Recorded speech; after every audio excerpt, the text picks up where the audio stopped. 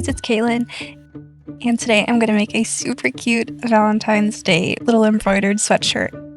I tried to iron this fabric out, which you should totally do, but my iron was not hot enough, so it did not work out.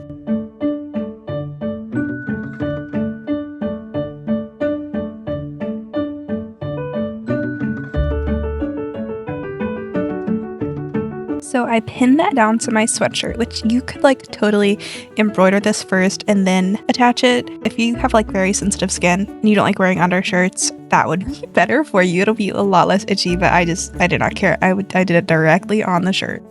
I marked about every inch or so. This is going to be where I take my needle in and out for the frosting look with the ribbon that I'm going to do.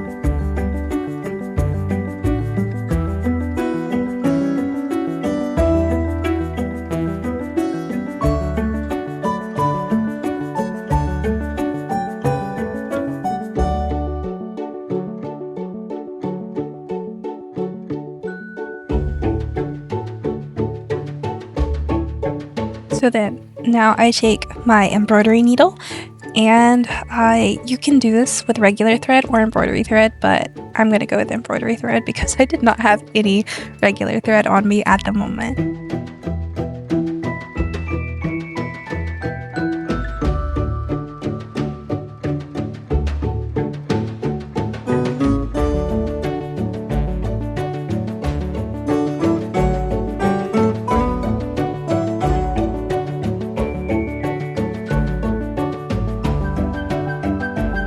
So starting underneath the sweatshirt or inside the sweatshirt, I push my needle up and that is my starting point.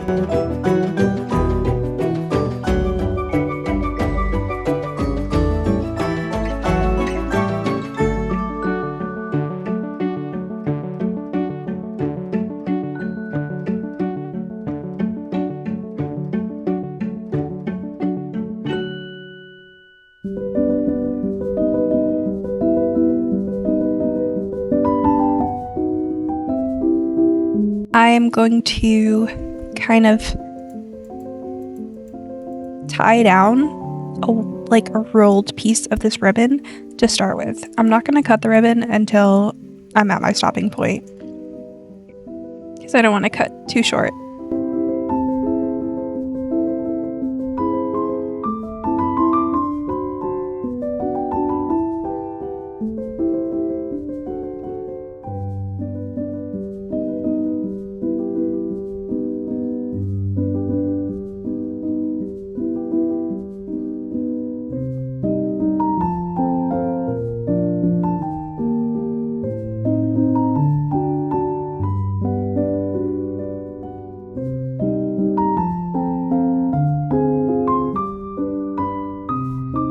Now we're going to do the next hole. I don't have the best technique at first for making these little bumps look like frosting and giving it the volume that I wanted it to have. So it looks a little wonky at first, but after a while it starts to even out. I don't think I really had to, bunch it up or anything. I think just leaving it and making the thread pull down every inch is enough for it. But I tried really hard to give it that faux volume effect.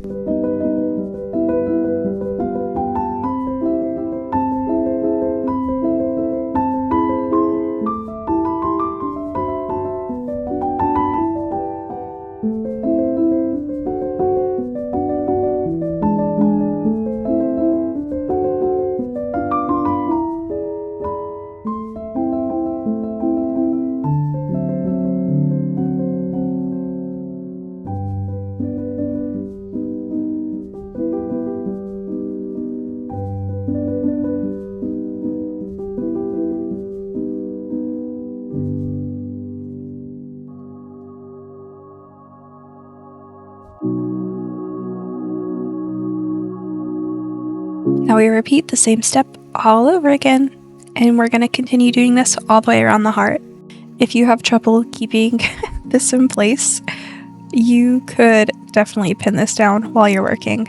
I just did not even think of it, but that really would have helped control the volume that I was worried about losing. I didn't have enough red embroidery thread to use for this, And like I said, I didn't have any regular sewing thread, so I had to use this pink embroidery thread, and it really stands out, but I will be fixing that at the end.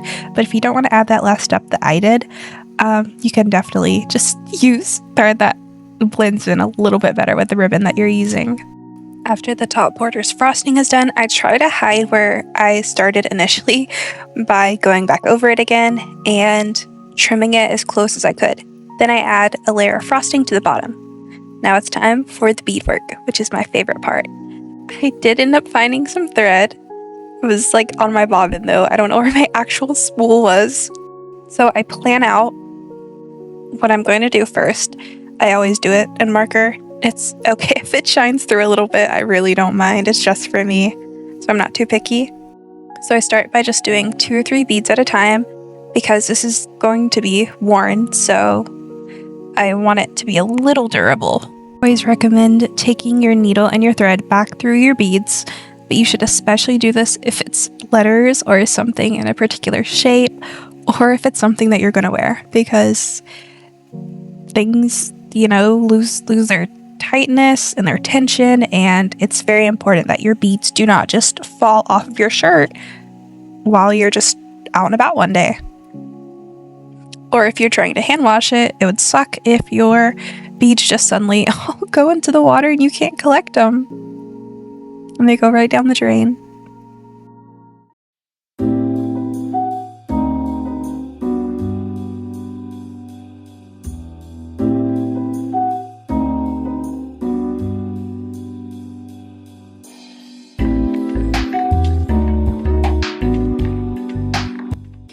Between each letter, I make sure to tie off my string.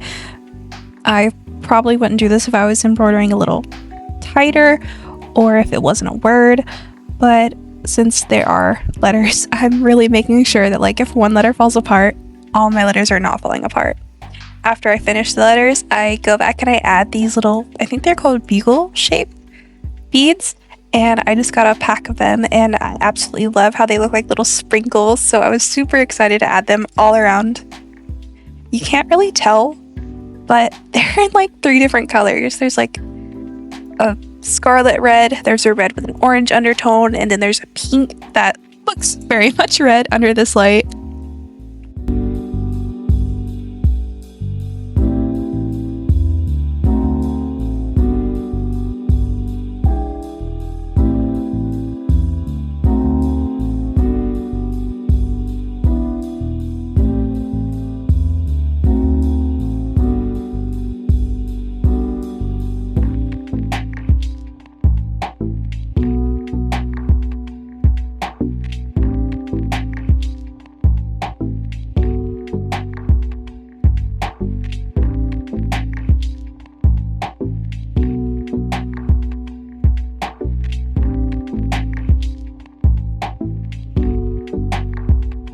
Now I'm doing the work to cover up the pink embroidery that is. After I finished, I really was like, no, I can't have this. I've got to cover it up. But I've seen a lot of these cute little heart cakes that have pearl sprinkles between the frosting divots, and I thought it was such a cute idea that, it was a perfect way to cover up my pink embroidery thread.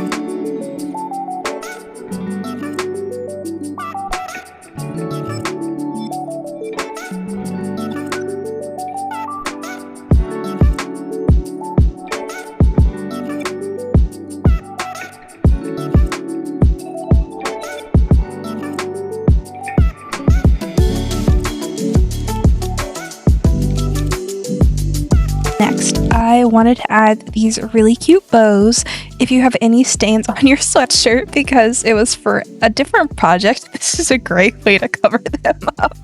That may or may not be why I added them. So there are plenty of bow tying tutorials online. I had a lot of trouble, and I always have to like wiggle parts to get them where I really like them, and I'm not the best at tying bows, so I'm not gonna give a tutorial. I'm not a professional in any way about bows. I usually have to tape them to go the way I want them to. But after I tie them, I do make sure they're even, and I trim off the excess. Next up, we will sew them where I want them on my sweatshirt.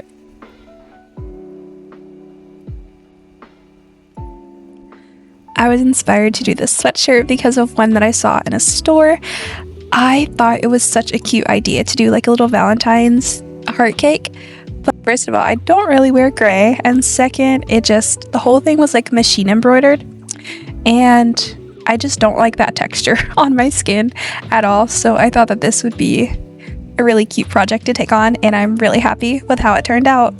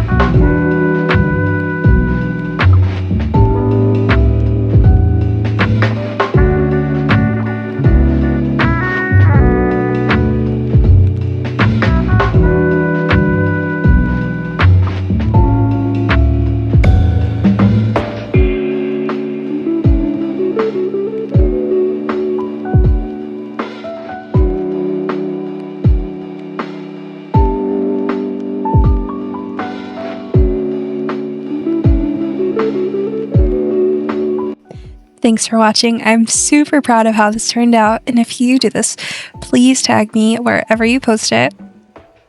I'd be so excited to see your spin on this.